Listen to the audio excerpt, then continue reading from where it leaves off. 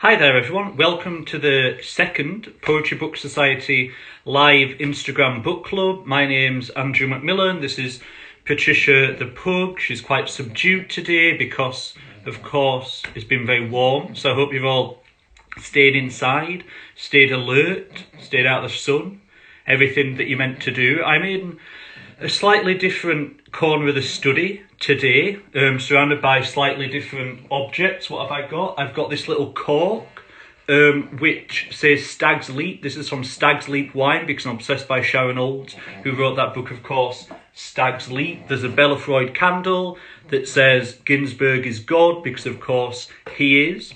And we're here tonight to talk about two books from the summer 2020 selections, Grace Nichols and Ella Frears. I'm really excited as well down the line to talk to you about Banu Kappel's How to Wash a Heart, which of course was the summer 2020 PBS choice. And we thought that we wanted as many people as we could to get hold of that book before we discuss that. And that mail out will be going to members of the PBS very soon. So if you've not got your copy of Banu's book yet, you will do soon, and then we'll be able to have a proper chat about it. So tonight, we really wanted to talk to you about two books.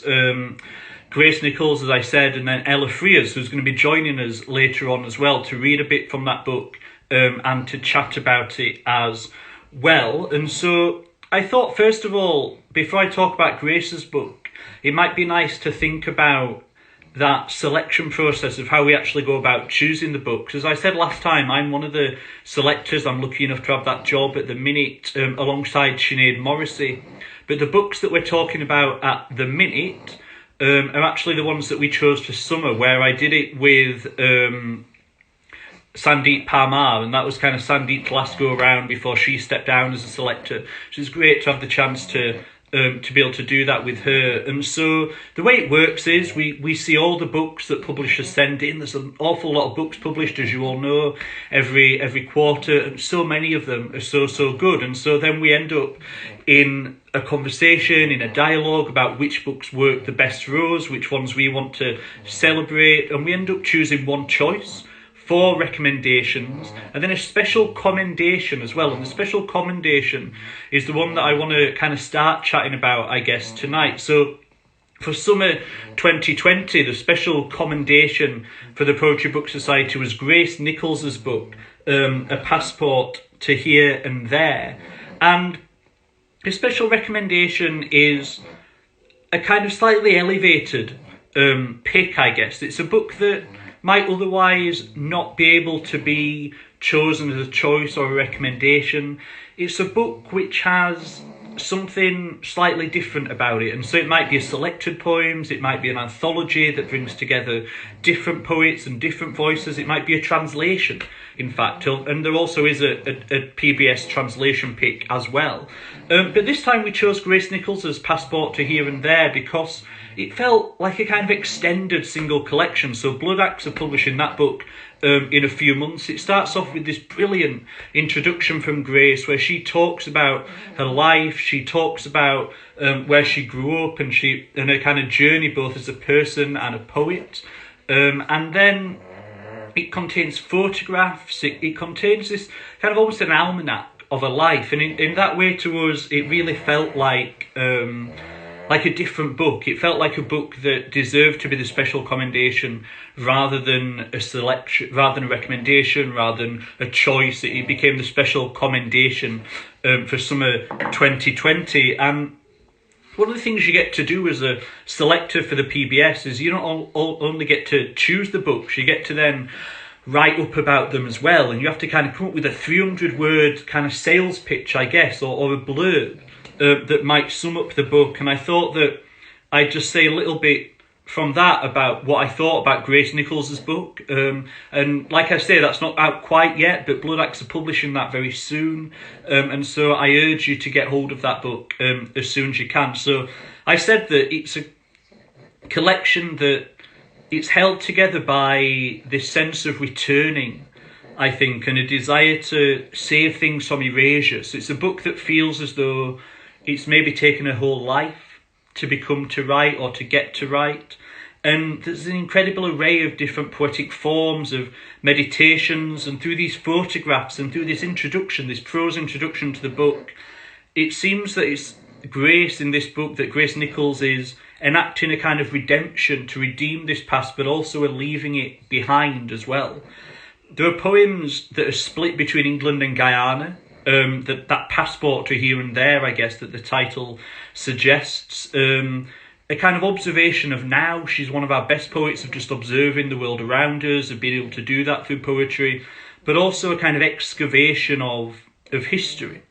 And I think it does, like all Grace Nichols' work. Grace Nichols is one of our most well-known, one of our most celebrated poets, and like all her work, like all her books, it shows how poetry can translate the world, I think. Not just for the reader, so not just translate it for us, but translate it for the poet themselves. We always get the impression, I think, with Grace, that she's a poet who is figuring out how poetry can help her make sense of the world, and through that help us make sense of the world as well.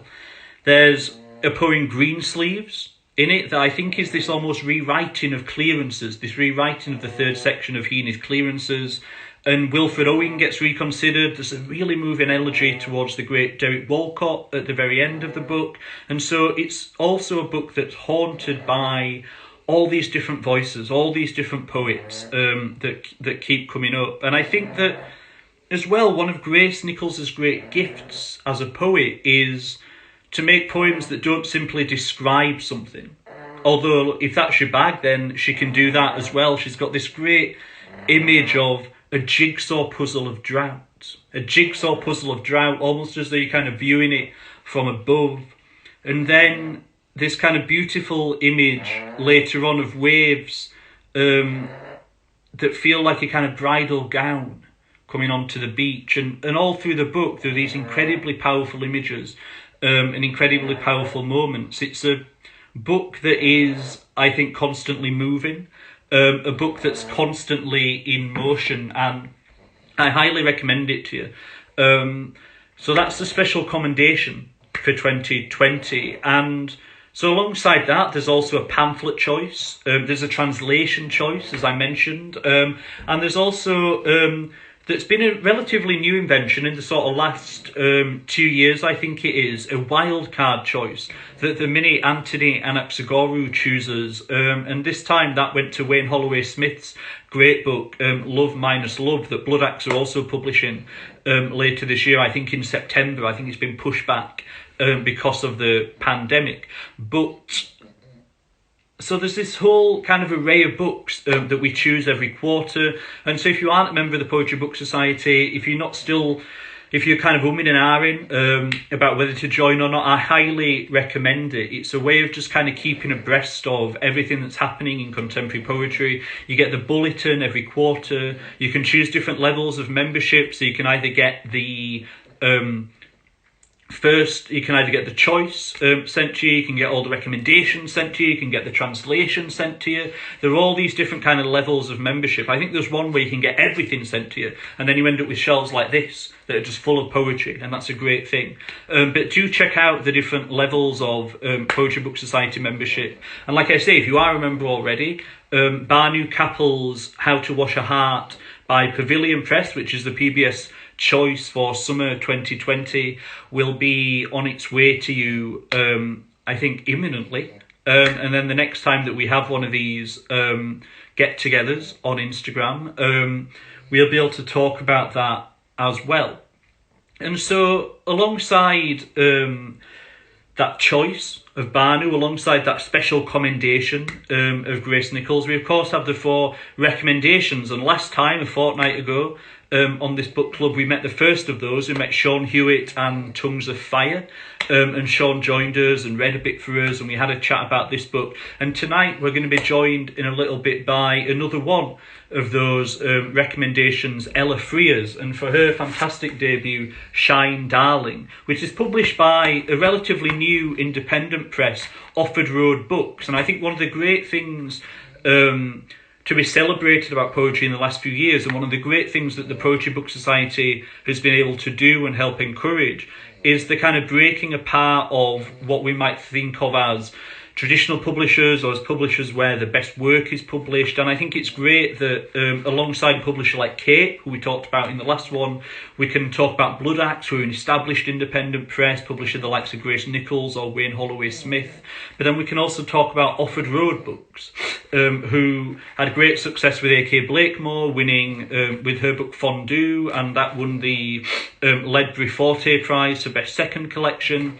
And now we've got Ella Frears, who I just saw is featured in The Guardian today as well. So I feel as though we're right on the zeitgeist. And this debut book, so another debut, Sean's with the debut. This is a debut. We seem to be in a moment of new poets arriving, I think, and new poets kind of really breaking onto the scene. So a new poet, a relatively new press, and a brand new book, Shine Darling, which I just think is terrific, and which I'm kind of really thrilled to talk to you about. And I can see in the comments from people saying they've already heard some live readings from the book, they've already heard Ella kind of talk about it and vouching for really how strong a book it is. I can see the comments this week because I've remembered to put my glasses on.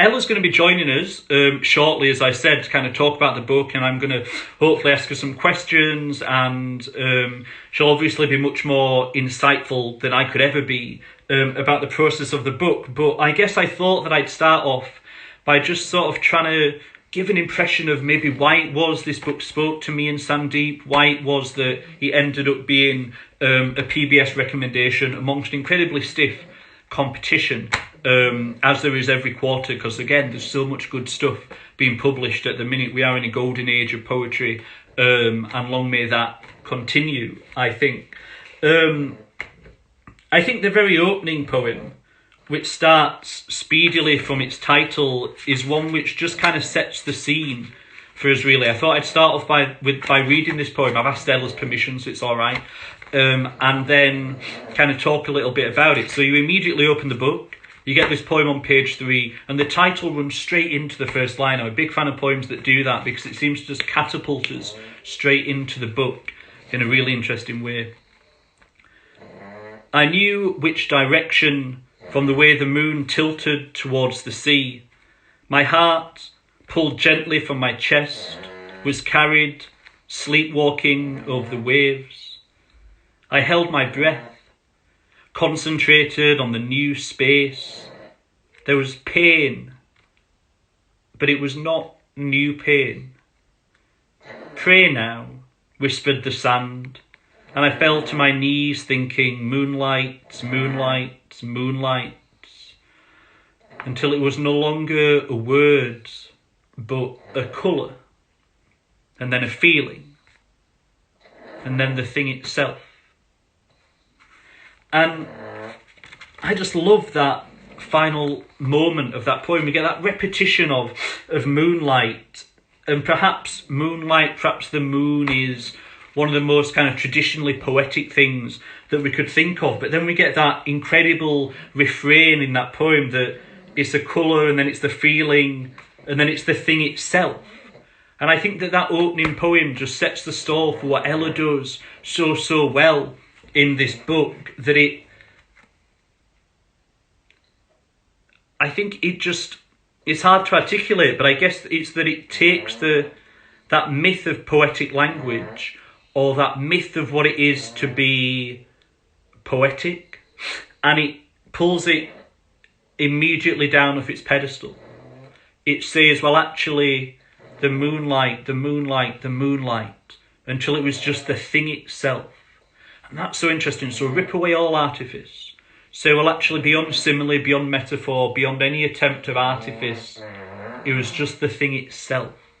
And that seems so powerful to me, and such a kind of mission statement at the start of a collection as well, that it just seems like a really kind of powerful way to go on, really. Another poem which I'm kind of constantly drawn to, I think, in this book, is one called The Film. And again, I'll talk about why, I guess, in a little bit, but it's a poem that deals with kind of male violence, I think, as a warning to people that are listening. It's not I don't think anything incredibly explicit, but it's there as the undercurrent to it. But it's just, again, a really powerful poem, very early on in the book. But again, I think, like that first poem did, it's going to tell us something about how Ella sees poetry. It's going to tell us something about how the collection frames what a poem might be or what a poem could do. And so this is a poem, a slightly longer one, called The Film. The sun was shining as we ambled around campus, stopping boys and men and asking them to hit me across the face. They all refused at first, but we explained it was art and necessary. So they slapped me, one after the other. I realised I had to harden my eyes, provoke. Each boy did a comedy slap, a palm to face, apologised before and after. It was hot and right.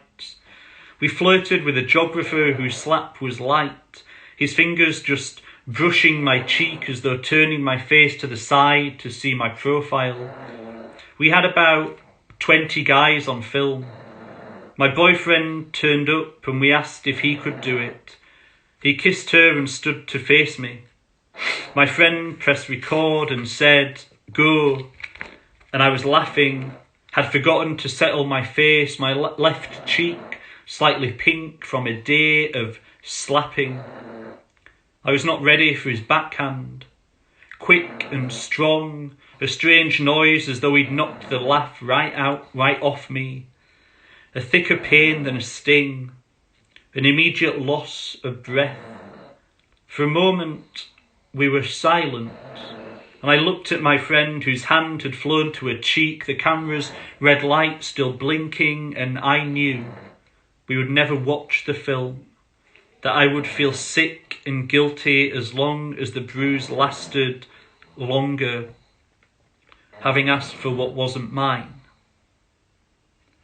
And so it's this poem that starts off quite kind of humorously, quite surreally, and then ends up in this incredibly dark place, as I said before, in this space of male violence, in this space of abuse, of domestic abuse. And there's such a sense of, I think, transmission in that poem as well. So beyond its subject, I'm fascinated by Ella's ability to, of what she can do with poetry, what she can kind of turn poems to do, and the artifact that stands in for the real. So this sense of the film standing in for the real sense of violence. And in a way, it's a performance of what the poem might actually be for, or what a poem can do. So in that, you get two students kind of making a film where they ask people to slap them, and that might be about, the film might intend to be about male violence, and the kind of act itself of that becomes an act of violence as the poem goes through. And it seems to me that maybe that's what poems do.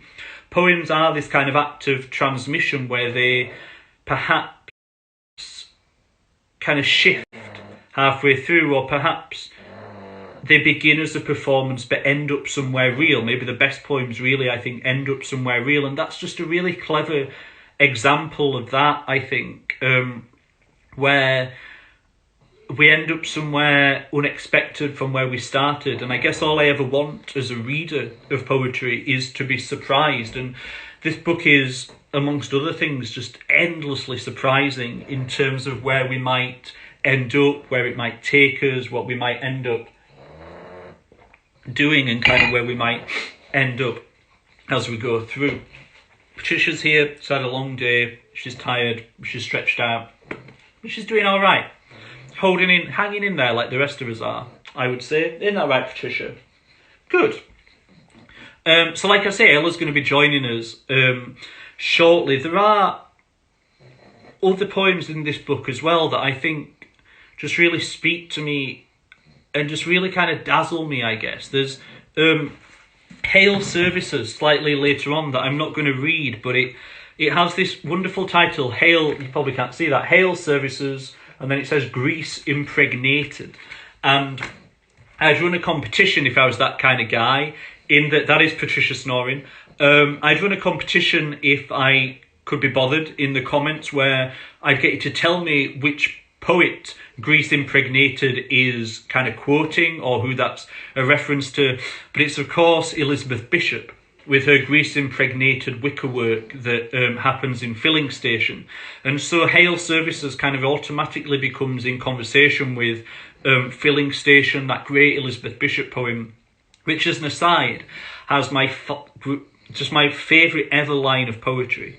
At the end of Filling Station by Elizabeth Bishop, just says, "Somebody loves us all.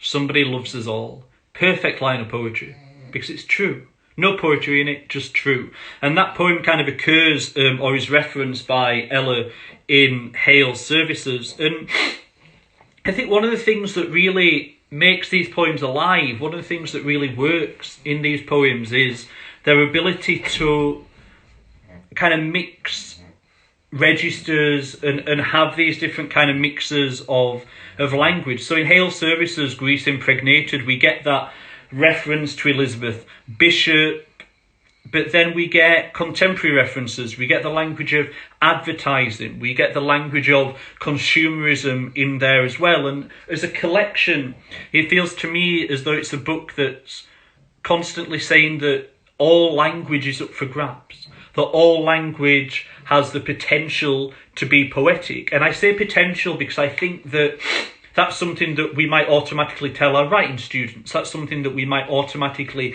learn when we first start doing poetry, that all language is up for grabs. Ever since the Beat poets, ever since the New York poets, ever since modernism even, that all language somehow has its place in poetry. It takes a great poet to do it well. It's easy to do it badly. I think it takes a great poet to do it well. And I think that what makes this book so strong is the poet's and Ella's ability to be able to control what it is that she's doing, and to be able to control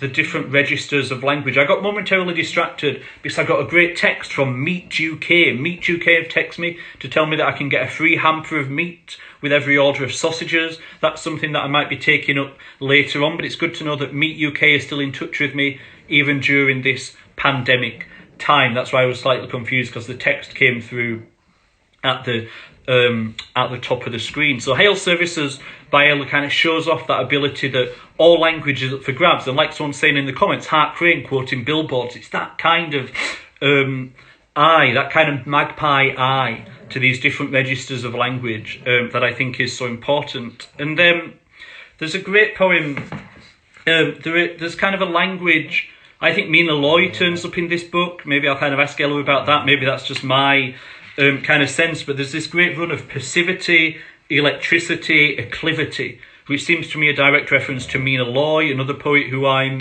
obsessed by and who I love an awful lot. And that long poem, or kind of a section of the book, I guess, passivity, electricity, acclivity, is a kind of collage of memories, of observances, of thoughts. It's really experimental, but really well accomplished long poem. And then just this poem that I'll read before I invite Ella in and before I get her to join us here. It's just called You, a St. Ives Modernist. So a little short poem, as you can see.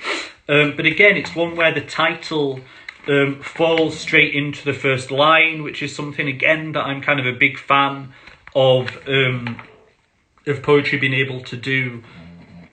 So this is You, a St. Ives Modernist, are trapped in a disastrous and destructive marriage with the war.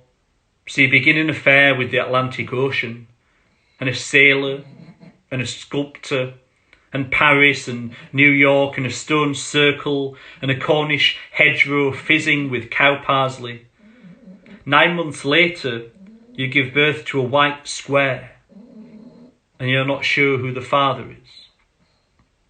And again, it's just kind of a beguiling and a bafflingly absurd poem, which is mixing these registers here of high art, but then also with a kind of pinpoint ability of description. So that beautiful line, a Cornish hedgerow that's fizzing with cow parsley. And so this ability to both do a kind of surrealism, to do a kind of dance with language, but also to ground that in just brilliant and kind of dead-on description as well. And so Shine Darling by Ella Frears is a poetry book side recommendation for summer 2020. I could talk about it all night, but that's not really the point because I didn't write this book, it's not mine.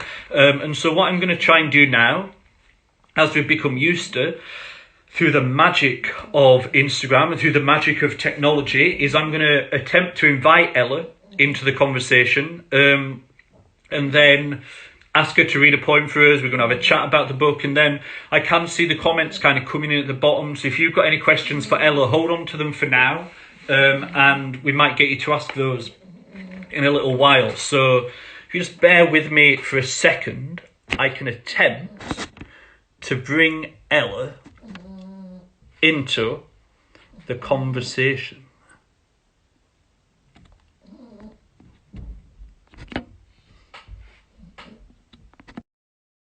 Here she comes. Hello. Hi. That worked so well. I'm so impressed. Fantastic. Yeah, magic. How are you doing? Yeah, I'm good. How are you? How's lockdown? Yeah, not too bad. Not too bad. Loving talking about this book. Yeah, thank you. Very That was excited. really... I guess, how does it feel to have it out in the world? Like, it's a big thing, isn't it? A first book that feels like, I guess, it doesn't contain all the poems that we've ever written, but it feels like something that we build up to, doesn't it? And I just guess, what does it feel like to have it out in the world? Yeah, it's bizarre, isn't it? I think I sort of go between feeling incredibly excited and really nauseous. I saw that someone from my hometown was reading it the other day, and I suddenly felt like my diary was being read. I was just sort of it feels like such a personal, even if the lyric I isn't exactly me, it still feels like a very personal book. Is there a bit of a lag?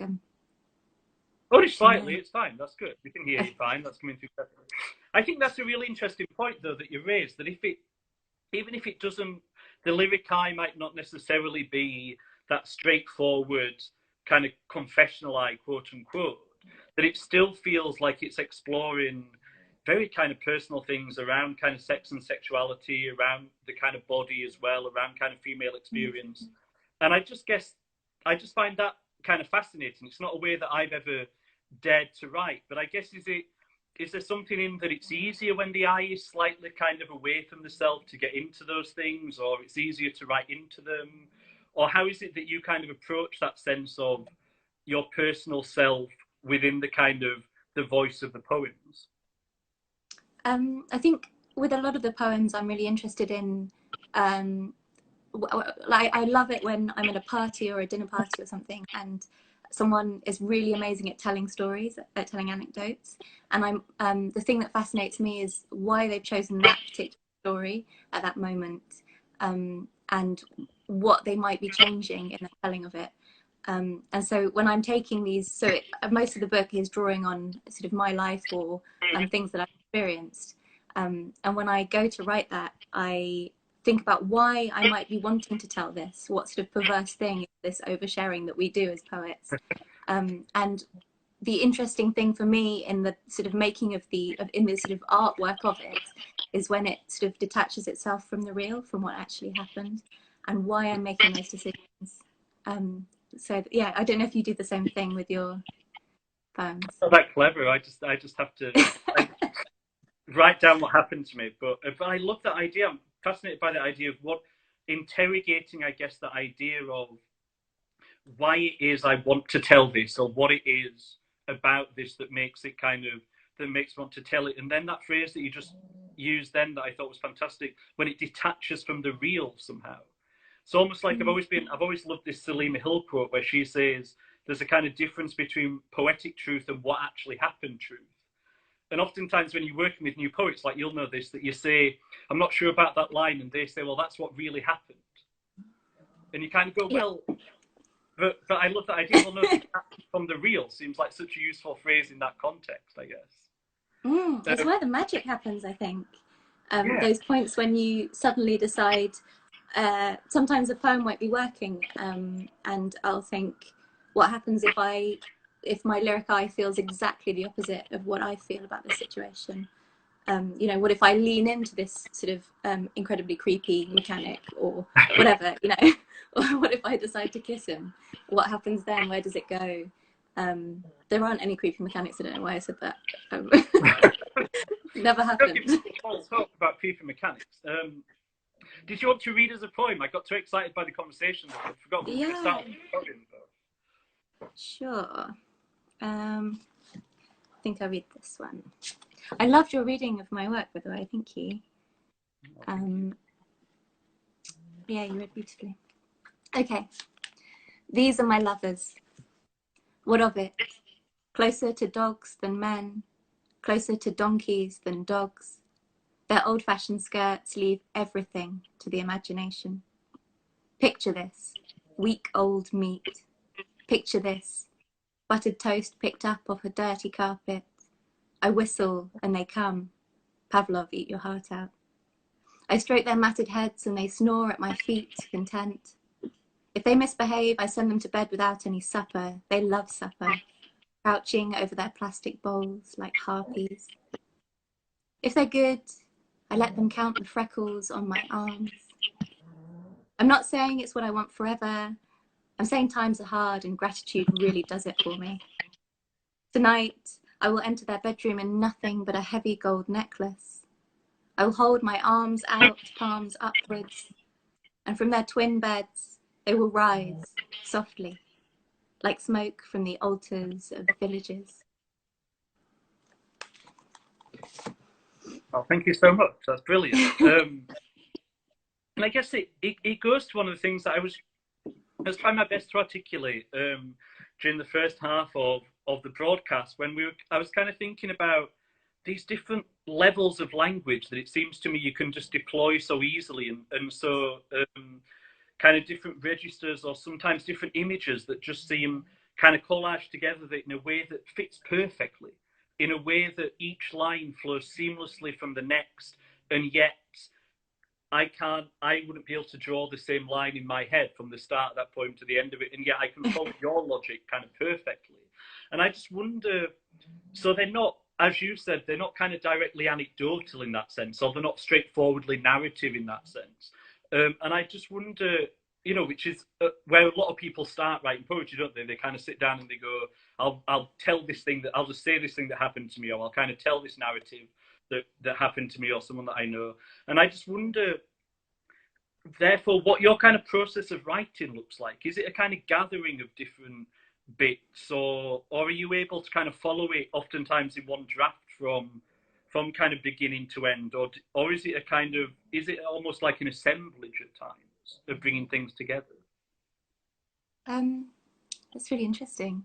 It's a kind of mix. So I tend to work through residencies, which is, I know, an unconventional way for poets to make work. But I really like a tight deadline. I really like to feel under pressure, and I love a subject that I can sort of dig into. So not too restrictive a brief, but one that I can sort of play with. So the Hail Services poem that you mentioned, The Grease Impregnated, I'm so glad you got that, was a residency I did last year where I was writing about motorway services between London, where I'm living now, and Cornwall, where I grew up. And so the making of that body of work, which includes that poem, there's one called Midpoint, there's a few in there that are to do with service stations.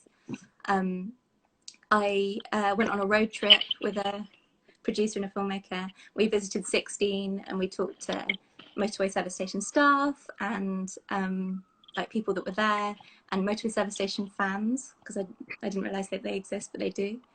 And so all of these conversations, you know, I've got these sort of fragments of conversations in my notebooks. I've got my own memories, you know, taking a pregnancy test at age, I don't know, 17, 18 in Hale Services. I've got sort of the new memories of these sort of weird spaces that seem to hold so much, because I think you're only ever passing through them. So they, as the service stations, so they're either, well, they are a sort of midpoint, which I think is what Bishop was maybe exploring in Filling Station as well. And so all of that comes together in a sort of assemblage, but there will be lots of poems on the go at once, and then there'll be lots, and then the sort of best ones become more and more worked until they sort of made the cut. So it's almost, I guess, kind of holding a lot of different works in progress at the same time, because they feel part of a kind of bigger project, as you say, and then different ones kind of begin to sort of come into focus more, I guess, as you work on them. Yeah, absolutely. And sort of because of, I guess, both my job and financially, I have to switch from residency to residency. So, you know, for 6 months I'll be writing really intensely about a spacecraft, and then the next 6 months I'll be writing about a rare species of moss. And so I really enjoy this sort of quick shift in sort of brain space and subject, and I think that's good for my work. But I'm also aware that as the projects go on, I see sort of hangovers of things I was sort of worrying over in other projects. They sort of feed in. So I'm having this thing now where and I think in the book as well, the voices sort of bleed into one another from the projects, which I really like. I'm just fascinated by that kind of process, and it's interesting.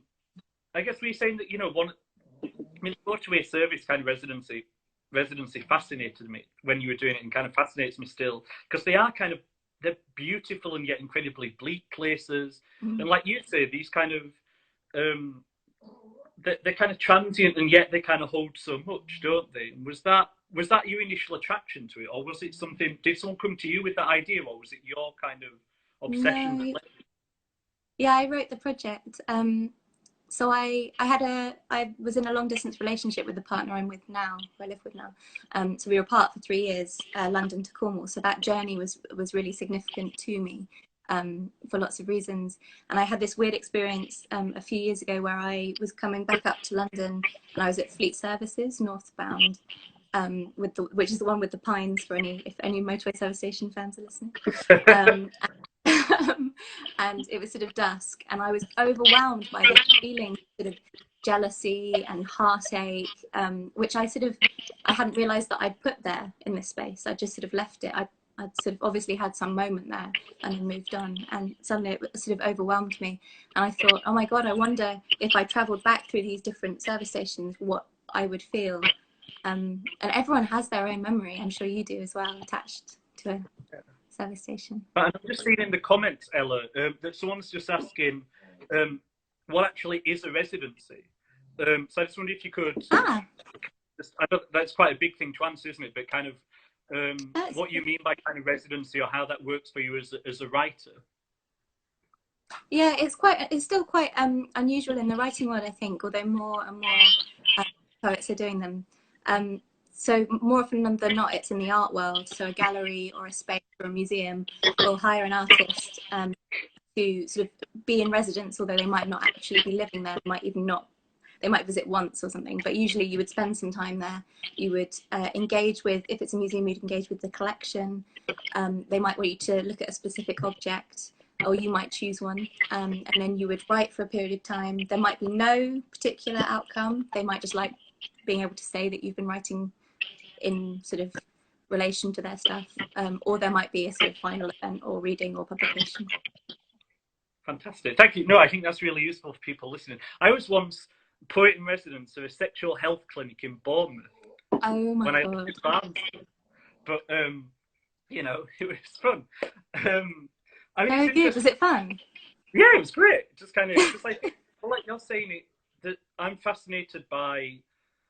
At the time when I was kind of doing it more, something about pushing me out of my own first thought, or pushing me out of my own instinct, or, you know, if just faced with my own desk and a piece of paper, I would go to a certain thing to write. And there's something about a residency, I think, that pushes you, whilst you know, as you said, that the voice is still yours, or whilst your preoccupations are still there, it forces it through a different kind of medium, doesn't it, or through a different kind of shape. And I think that's really important.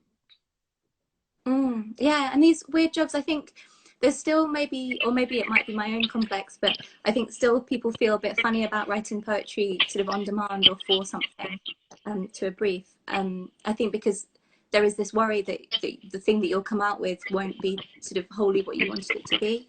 And sometimes that is the case, but I think you're putting yourself out in the world in sort of weird ways. And there's always something that happens on a residency that sort of marks me in some way. I have a conversation with somebody very odd, or I'm out in the woods at night on my own and I suddenly sort of feel something. And I would never be in those situations were it not for these different jobs. Yeah. It's interesting you were saying as well, you know, that residency model is still much more common in the kind of wider art world, I guess. But it seems that art and that kind of language of art, and you even mentioned yourself, I think, earlier on, that kind of the sense of art within poetry, or it as a kind of as a piece of art at the end of it. How important has that kind of sense of art been in this poetry, or kind of how does that feature in it? It's, I'm from an arts background. I grew up in St Ives, which is sort of really steeped in visual arts history, and in that series of poems that I wrote about the St Ives modernists.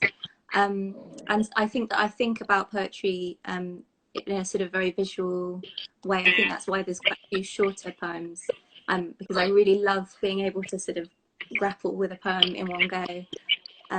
Although that might be sort of, sometimes I think that's to do with a sort of attention span more than anything. I can't imagine how anyone can write a novel. But I really enjoy sort of this weird process you have where you can see everything that you've got, and then you're moving bits around, and it's almost sculptural, it's musical, it's visual, it's got weight, it's got space. I love how many different art forms are held within poetry.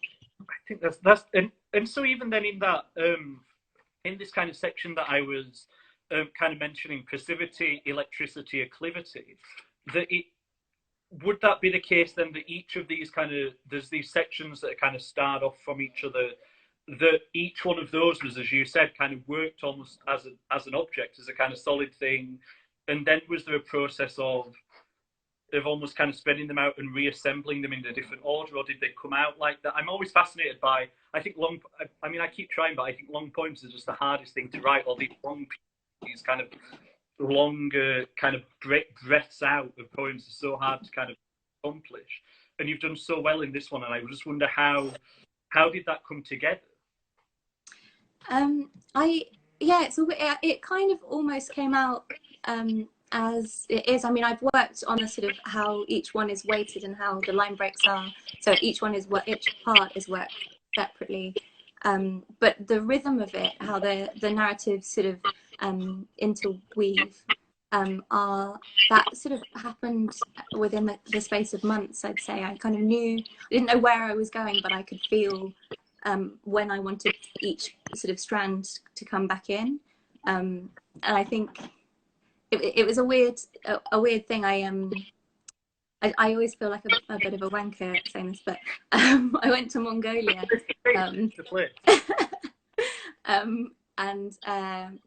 So my partner's brother moved to Mongolia and we went to visit him. I didn't know much about Mongolia, but one of the sort of things that struck me while I was there is that there's no catcalling and no sort of sexual harassment in the way that we have it here. I've never not felt eyes on me, I realised. I've never been in a space and not felt looked at. And I was in Ulaanbaatar in the city, and I was sort of in a mini dress walking past a building site. This might not sound sort of groundbreaking, but and nobody sort of looked up. We were in the middle of nowhere. Nobody sort of batted an eyelid that we were there. And it was the first time I felt acutely sort of human and not a woman or a girl. And I think that I had sort of these fragments of these sort of minutiae of sexual politics, of how sort of gender is influenced in these sort of small moments of intimacy and conversation.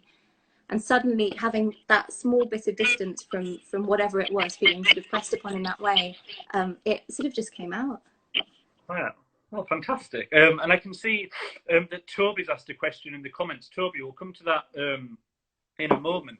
I just guess, Ella, one of the things that you're asked to do, I don't know if you've been asked to do it yet, when you kind of find out that you're a PBS recommendation, is you have to write that little box at the bottom of kind of books that you recommend, which I always think is kind of terrifying but quite a fun thing to do. And I just guess, are there voices that you feel kind of sit above this book in a way, or kind of who were the poets who you, or artists more generally, that you think kind of led to kind of Shine Darling being able to kind of happen in the voice that it does? I mean, there are so many, but the sort of big books, I guess, that influenced my writing early were Anne Carson's Beauty of the Husband, Jean Rhys's Good Morning Midnight, Toni Morrison's Beloved, Sharon Olds. You mentioned Sharon Olds earlier. I love Sharon Olds. People like Marie Howe, Gertrude Stein, sort of, and then more sort of locally to do with the sort of London scene. I think the women that I met early on, Jo Shapcott, Mimi Calvati, Mona Arshy, and my tutor at Goldsmiths, Jack Underwood, was sort of all influences early on that I hope you can see in my writing, and I hope it's a good tribute. Well, thank you for that. So we'll just go to Toby's questions. So if other people have got questions, just be thinking about them, write them in the comments. If I squint, I can just about see them. My eyes aren't that bad yet. But Toby's asked Ella. Toby said, how was the process of going from a pamphlet to a collection? Hi, Toby. It was really interesting. I think I'm an unusual case, I think, because my pamphlet was this long form sequence and not individual poems.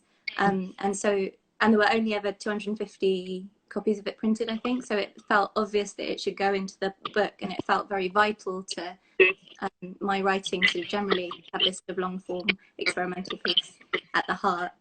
And then I guess you sort of build up a bank of poems, don't you?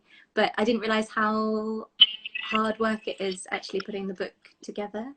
And I think I rewrote maybe a third of it after I knew it was coming out with Offered Road Books. And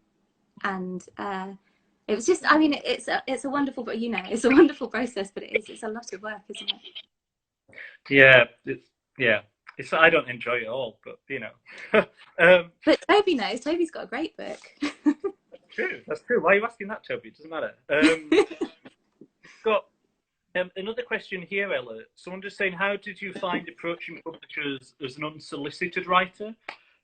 Which I don't know if you were or not, but I guess that's a question about what that submission process was actually like to Offered Road, or there's more and more conversations at the minute happening, I guess, about whether poets need agents or not, and things like that. So I guess maybe that question's kind of leaning towards that as well.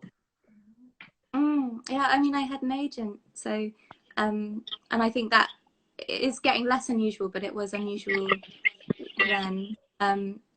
So I don't know a lot about that process, because I personally didn't send it off. I sent it to the agent, and then she sent it to various publishers. And Offered Road Books is amazing, and Martha Sprackland is a sort of dream editor, and I was so happy when she sort of sent a letter of sort of an offer over. I think that most poetry publishers take unsolicited writers' submissions. I think they either have a submissions window, or I think, like Faber, they'll ask for a few poems. And I'm sure you know much more about this than I do, but yeah, I wasn't unsolicited. I'm sorry. All right. I mean, how is it kind of having an agent? Is that something that's been useful for you, or something that you've kind of found important? Yeah, she's great, Claudia Young, Green and Heaton. She's lovely, sort of feminist, sweary, great. I really enjoy a boozy lunch. That's I think quite a key thing for having an agent. That seems to be what they enjoy. Yeah.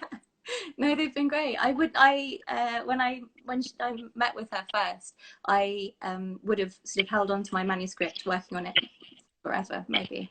And she was just like, no, let's send it out. So in that way, having someone just being like, do this now is useful. I think if you're the kind of person that needs that.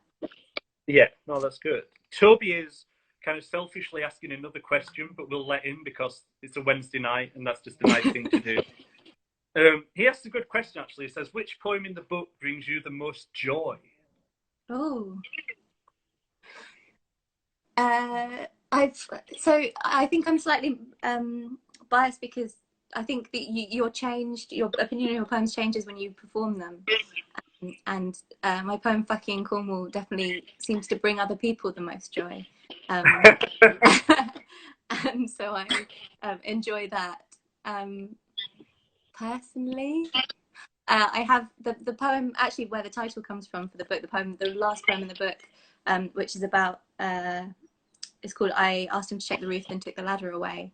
I like purely because it's sort of sadistic, and it's based on a real event in my relationship, and my partner is usually in the audience and sort of glares at me the whole way through.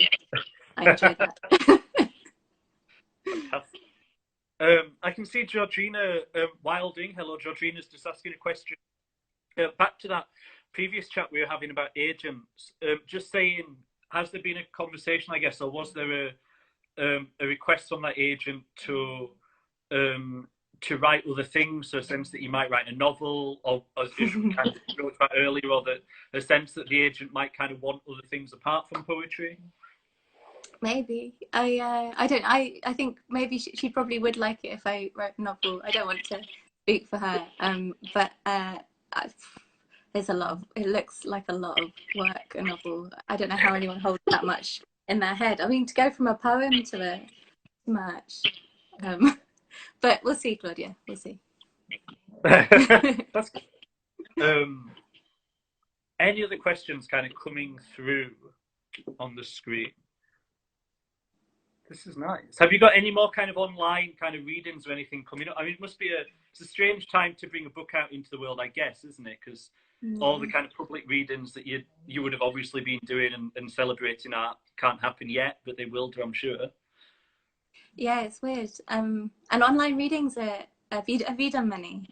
Not I've kind of attended a lot. I've not read it any yet. I find them I find it quite exciting in a way. It's quite nice to be able to.